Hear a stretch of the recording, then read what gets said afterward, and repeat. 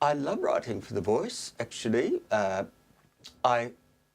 Which is odd because I can't sing. I've never sung in a choir. I would be discouraged, I'm sure, if I tried. But I feel I have an affinity with it. Whenever I do sing or even whistle, I get shut up pretty quickly. But, which is wounding, of course, but I persevere.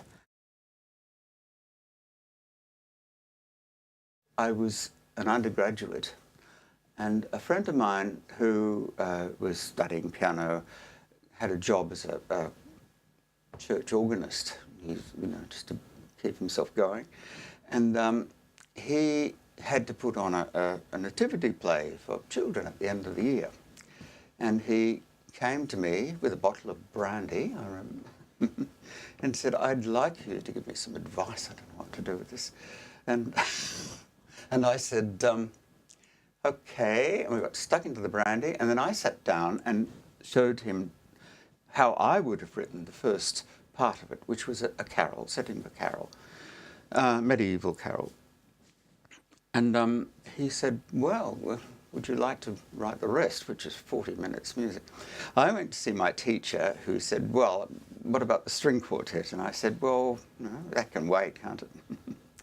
Anyway, I ended up writing this children's nativity play, from which I extracted 5 carols.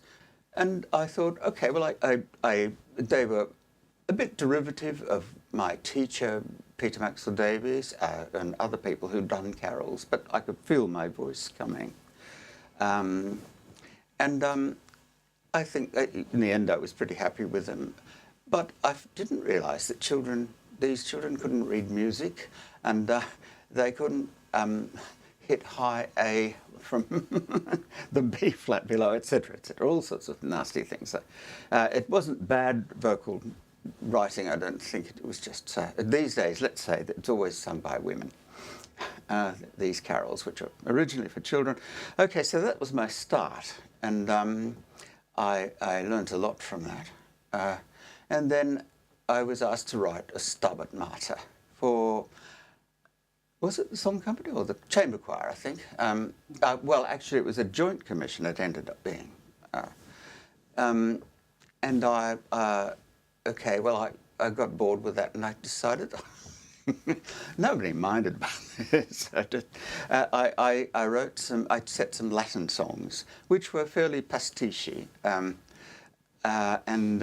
more or less in the style of 16th century style, with bring up to date here and there.